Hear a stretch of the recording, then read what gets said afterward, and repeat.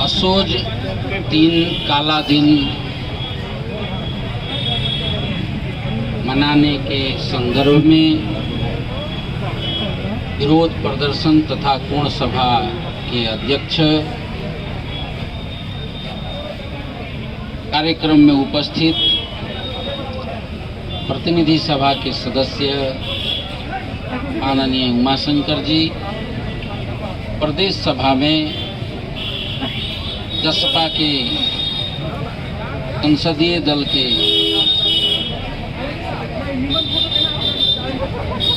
उपनेता माननीय रामाशीष जी, प्रमुख सचेतक माननीय परमेश्वर जी, माननीय शैलेंद्र जी, माननीय चमेली जी, माननीय रीना जी, पार्टी के सभी रैंक एंड फाइल के जिला अध्यक्ष साथीगण, प्रमोद जी, ज्ञानू जी, पशुपति जी, हमारे जितेंद्र जी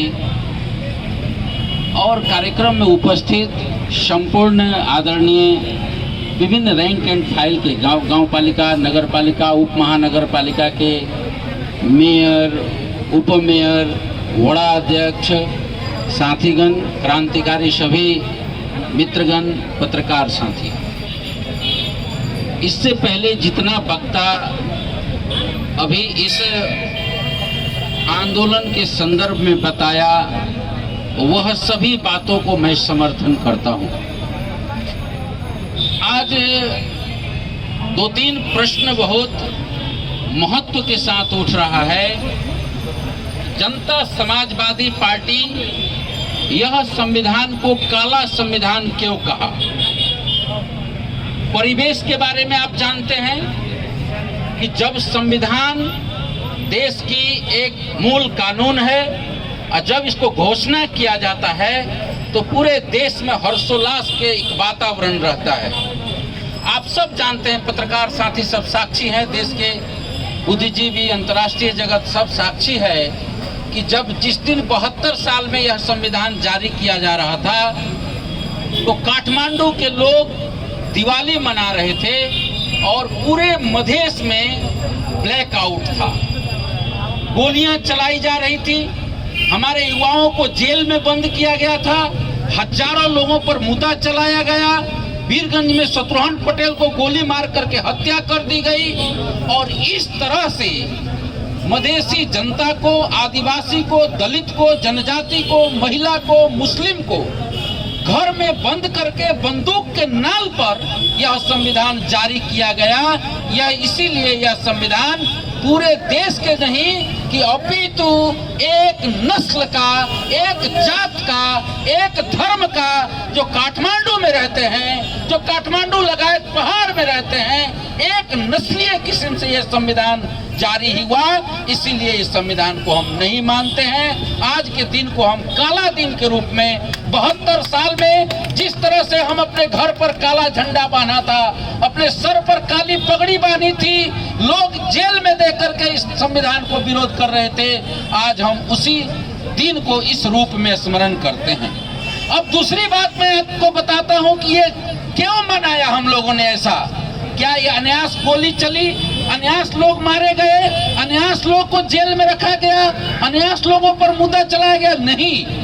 इसकी तात्विक कारण ये है कि देश के जब संविधान जारी की जा रही थी तो वह संविधान से वैधानिक रूप में, संवैधानिक रूप में, कानूनी रूप में हम लोग क्या कर रहे थे, काठमांडू के लोग क्या कर रहे थे, खसवादी लोग क्या कर रहे थे, एमएलए कांग्रेस के लोग क्या कर रहे थे, तत्कालीन माओवादी के लोग क्या कर रहे थे कि विभेद को संस्थागत कर रहे थे, विभेद को कानूनी रूप दे रहे थे, विभेद को, डिस्क्रिमिनेशन को लीगलाइज कर रहे थे। और जब डिस्क्रिमिनेशन लीगलाइज होगा, विभेद को वैधानिकता दी जाएगी, तब वह मुल्क, वह समाज अनंत काल तक एक द्वंद्व के भूमरी में पड़ता जाएगा। कहां कहां विभेद हुआ संविधान में? लोग पूछते हैं कि जसपा के नेता बतावे कि संविधान में कहां कहां असहमति है। भाई एक जगह असहमति हो तब ना हम बताएं। पूरा संविधान प्रियम्बल को आप देखेंगे, जिस जिसको प्रस्तावना कहते हैं, जिसको हार्ट ऑफ कॉन्स्टिट्यूशन कहा जाता है, संविधान का मूटू, वह मूटू में ही छेद है। वह मूटू में ऐतिहासिक जन आंदोलन को स्वीकार किया है। वह प्रियम्बल में माओवादी को जन विद्रोह को स्वीकार किया है। लेकिन जिस मधेश आंदोलन के बदौलत देश में संघीयता लागू हुआ, उस मधेसी आंदोलन का मौत तक का उल्लेख नहीं है। इसीलिए पहला विरोध हमारा प्रस्तावना में है, पहला विरोध संविधान के मूटू में है। उसके बाद अगर आप जाएंगे तो भाषा के बाद को दिखाया जाएगा। भाषा में लिखा गया है, देश में हम लोगों ने नारा दिया था, पहले राजा ने नारा दिया, शोषण का एक नारा होता था, एउटै राजा एउटै देश एउटै भाषा एउटै भेष। मधेश के लोगों ने जनकपुर के शिव चौक से नारा लगाया, यहाँ के युवाओं ने, कि अब ये नारा कदापि नहीं चलेगा।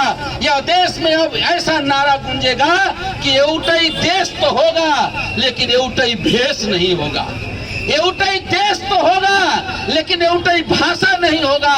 मधेसी के भाषा मैथिली भाषा, मधेसी के भाषा भोजपुरी भाषा, मैथिली के भाषा हिंदी भाषा, ओदी भाषा, थारू भाषा, बच्चिका भाषा को मान्यता नेपाली भाषा के मान्यता स्वरूप रहना चाहिए।